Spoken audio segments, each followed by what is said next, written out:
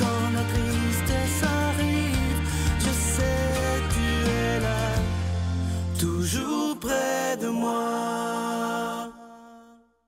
Bon mercredi, bienvenue à votre émission La Victoire de l'amour. J'espère que vous avez bien dormi, qu'on se prépare à vivre une magnifique journée aujourd'hui.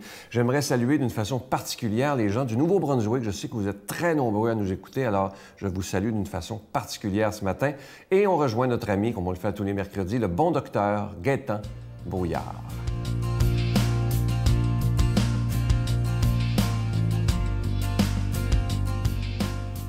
Bonne matinée tout le monde. On avait vu la dernière fois le danger du mercure aussi dans nos amalgames. Et quelqu'un me disait, oui, mais il a fait des tests avec des moutons. Ce sont des ruminants. Et il a bien raison. Nous ne sommes pas des ruminants. Et le docteur Vimy, à l'époque, qui avait présenté cette expérimentation, cette recherche, avait été blâmé d'ailleurs pour ça, en disant que ce n'était pas véritablement une dentition humaine.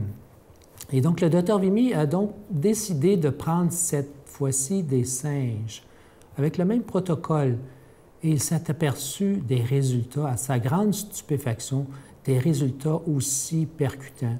C'est-à-dire qu'au lieu d'avoir quelques jours, après quelques semaines, déjà, il pouvait voir le mercure qui se promenait à travers le corps dans les principaux organes vitaux. Et donc, pour lui, la notion du mercure dans les dents devrait être quelque chose qui devrait être banni à l'époque. Malheureusement, il a aussi présenté devant un grand comité et on a refusé, sous prétexte que probablement que son mercure qu'il avait utilisé, étant donné qu'il était radioactif, ce n'était pas véritablement la même chose qu'on retrouvait chez l'être humain. Mais peu importe qu'il en soit, je pense que cette notion doit nous inciter à faire beaucoup de prudence par rapport à ce que nous incorporons dans notre corps. Et très important, dans notre bouche, parce que le mercure, on le sait aujourd'hui, à quel point ça peut être même dangereux. On a enlevé le mercure dans nos thermomètres. Si vous échappez du mercure, normalement, vous devrez contacter la ville pour que des gens spéciaux vont venir désintoxiquer le système. Il y a un confrère qui avait dans son bureau un thermomètre, un ancien thermomètre à pression, un ancien appareil à pression au mercure, et un enfant avait délibérément tiré sur le fil et avait fait tomber son appareil. Le mercure s'était répandu en petite quantité quand même, mais sur le tapis. Et à sa grande stupéfaction, il a été obligé de fermer le bureau pour 2 semaines. On a arraché les tapis, autant dans son bureau que dans le corridor. Et ça montre à quel point le mercure est un métal lourd, très, très dangereux, très toxique. Et c'est pas pour rien aussi que nos dentistes aujourd'hui utilisent des masques constamment pour travailler lorsqu'on doit, par exemple, ou extraire ou même réparer une dentition avec des amalgames. Et il faut faire de plus en plus attention à ce que l'on intègre dans notre corps, puisque ces produits-là s'éliminent très, très, très lentement et souvent quasi pas. Et dépendant un peu si on est des enfants, c'est encore pire. Et Santé Canada, justement, met les gens en garde par rapport à ça et il nous dit à quel point elle reconnaît que ce sont des produits toxiques qui doivent être, tôt ou tard, qui devront être éliminés et encourager les gens à utiliser le moins de matériaux possible à base de ces amalgames, donc pas plus que 4 dans une bouche. Donc faites attention, je vous souhaite de passer une excellente journée et restez en bonne santé. Notre Père qui es aux cieux, que ton nom soit sanctifié, que ton règne vienne, que ta volonté soit faite sur la terre comme au ciel. Donne-nous aujourd'hui notre pain de ce jour. Pardonne-nous nos offenses comme nous pardonnons à ceux qui nous ont offensés. Ne nous laisse pas entrer en tentation, mais délivre-nous du mal, car c'est à toi qu'appartient le règne, la puissance et la gloire pour les siècles des siècles. Amen. Je Je suis tellement content de vous présenter ce nouveau cadeau du mois. Il s'agit d'une exclusivité de la Victoire de l'amour. Il s'agit d'un pendentif plaqué d'or véritable de la colombe de la paix qui survole la Terre. Et vous allez être d'accord avec moi qu'avec tout ce qui se passe dans le monde présentement, on a vraiment besoin de cette colombe de la paix qui puisse venir justement donner la paix à cette Terre qui en a tellement besoin. Je vous rappelle que c'est avec un don de 25 $ et si vous en voulez deux, parce que ça se donne vraiment bien en cadeau, c'est avec un don de 40 $. Regardez-le bien à l'écran, c'est une création québécoise. C'est vraiment, ça a été fabriqué au Québec. Et regardez la beauté de ce beau pendentif. Alors, je vous invite à le commander rapidement. Je vous donne l'adresse. La Victoire de l'amour, casier postal 120, succursale Boucherville à Boucherville, le J4B 5E6. Je vous la redonne. La Victoire de l'amour, casier postal 120, succursale Boucherville à Boucherville, le J4B 5E6. Également par téléphone, par carte de crédit du lundi au vendredi de 8h30 à 16h30 dans le 514-523-4433, 523-4433 ou sans frais le 1-888-811-9291, 1-888-811-9291 et aussi sur notre site Internet, le www.lavictoiredelamour.org. Alors, je vous rappelle ce beau pendentif, une exclusivité de la Victoire de l'amour. Il s'agit du pendentif, de la colombe de la paix qui survole la Terre et c'est plaqué d'or véritable. Commandez-le rapidement et on vous l'envoie le plus tôt possible. Moi, je veux vous dire merci de tout cœur de votre grande générosité et surtout, je pense qu'il est important dans les moments qu'on vit présentement de tous ensemble s'unir pour prier pour la paix dans le monde. On en a besoin plus que jamais. Merci de tout cœur.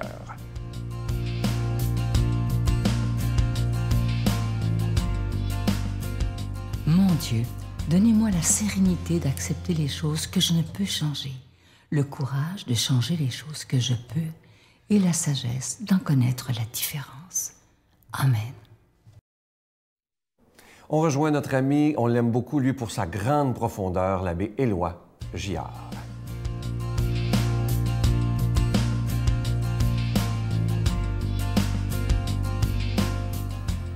Et bon matin, chers amis, j'espère que vous allez bien. Nous voilà au 4 octobre, fête peut-être du plus grand saint de toute l'histoire. En tout cas, peut-être le plus populaire, sans doute le plus populaire, François d'Assise, que notre pape actuel a honoré en prenant son prénom. Alors, sans plus tarder, il y a beaucoup de choses à dire et on va à l'Évangile, c'est dans l'Évangile de Luc. En cours de route, un homme dit à Jésus, « Je te suivrai partout où tu iras. » Jésus lui déclara, « Les renards ont des terriers, les oiseaux du ciel ont des nids, mais le Fils de l'homme n'a pas d'endroit où reposer la tête. » Il dit à un autre, « Suis-moi. » L'homme répondit, « Seigneur, permets-moi d'aller d'abord enterrer mon Père. » Mais Jésus répliqua, « Laisse les morts enterrer leurs morts. Toi, pars et annonce le règne de Dieu. » Un autre encore lui dit, « Je te suivrai, Seigneur. Laisse-moi d'abord faire mes adieux aux gens de ma maison. » Jésus lui répondit, « Quiconque met la main à la charrue puis regarde en arrière n'est pas fait pour le royaume de Dieu. » Il y a quelque temps, j'entendais à la radio, dans mon auto, un chanteur de rap français. Et je ne me souviens pas de son nom. Je peux vraiment pas dire que c'est mon style de musique préféré. Mais tout à coup, il a dit une parole qui m'est restée. Je disais, mon Dieu, ça c'est vrai, l'image est belle. Il parlait sans doute à sa bien-aimée, il parlait sans doute à sa... Voilà. Et il dit tout à coup, « Toi et moi, on n'a pas le même dictionnaire du cœur. » Alors, j'ai trouvé ça beau. On n'a pas le même dictionnaire du cœur. Quand il est question d'amour, d'engagement, de fidélité, on n'a pas la même façon de comprendre les choses, d'approcher les choses. Qu'en pensez-vous? Je pense que Jésus pourrait nous dire ça. Toi et moi, on n'a pas nécessairement le même dictionnaire du cœur. Ou en tout cas, peut-être qu'on ne lit pas de la même manière, qu'on ne veut pas trop comprendre. On ne comprend pas de la même façon l'appel de Dieu, la réponse qu'il attend de nous. Jésus a un message d'amour et de douceur, mais c'est sûr qu'il est en même temps ce message chargé d'exigence. Celui ou celle qui veut le suivre doit être prêt à tout quitter, entièrement tourné vers l'avenir, pas en regardant vers le passé. On a un chant dans nos paroisses, « Tournés vers l'avenir, nous marchons à ta lumière, Fils du Dieu vivant ». Je ne sais pas si on prend conscience de ce que ça veut dire. Hein? Tourner vers l'avenir comme un peuple qui espère le soleil levant. Ouf, on prenait conscience, on commençait à réfléchir. Ouf! Hein? Jésus a l'air à nous tourner vers l'avenir, quasiment de manière inhumaine, ou en tout cas un peu cruelle dans l'Évangile de ce matin. Les gens veulent le suivre, par exemple, « Permets-moi d'aller enterrer mon Père, laisse les morts enterrer les morts. » Elle nous fatigue celle-là. Hein? Je pense que Jésus, il ne s'oppose pas à nos devoirs les plus élémentaires, familiaux, nos devoirs familiaux les plus élémentaires, mais il veut surtout vérifier si j'ai dans le cœur une impulsion d'amour qui va être capable de résister à tout. Des exemples, hein, des missionnaires là, qui partaient des années et des années dans le temps. Là. Il fallait qu'il y ait quelque chose dans le cœur de fort. Mais je vais essayer de vous en donner un ou deux. Je n'ai pas beaucoup de temps. Je commence par À l'Arche de Jean Vanier. Quelque chose dans le cœur. On trouve des solutions à tout à l'Arche. Quand l'amour est là, hein, figurez-vous donc que quelqu'un me racontait ça l'autre jour. Dans une des communautés de l'Arche, il y a un bonhomme qui n'a pas de bras ni de jambes. Il n'a que les mains ici. Et il ne peut pas s'en servir de ses mains. Figurez-vous donc qu'il réussit à faire manger quelqu'un d'autre qui n'est pas capable de manger. Comment? On lui met le plat de l'autre personne devant lui, on lui met la cuillère de l'autre dans la bouche, il ramasse avec sa bouche, il fait manger l'autre. Il ramasse avec la bouche, la cuillère dans la bouche, puis il va faire manger l'autre. Dans l'amour, il y a tout le temps moyen de s'en tirer. C'est ça que Jésus veut vérifier.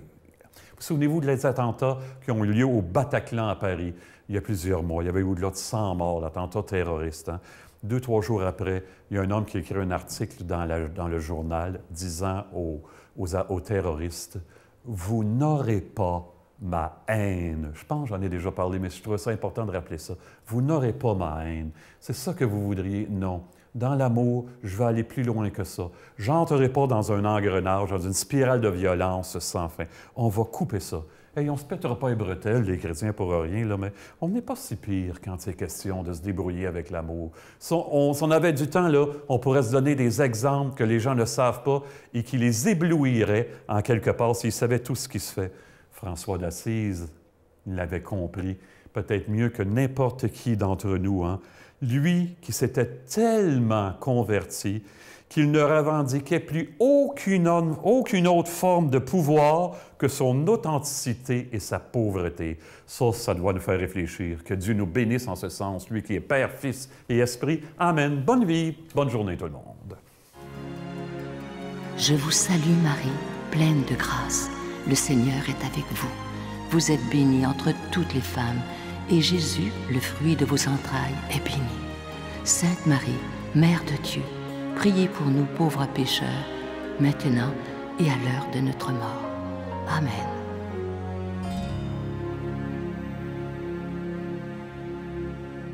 Le 1er décembre prochain, le centre Vidéotron deviendra cathédrale.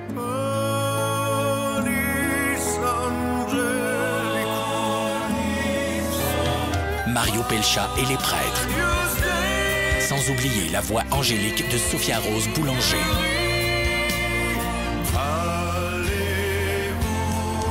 Le 1er décembre prochain au Centre Vidéotron. Billets en vente maintenant sur gestev.com ou ticketmaster.ca.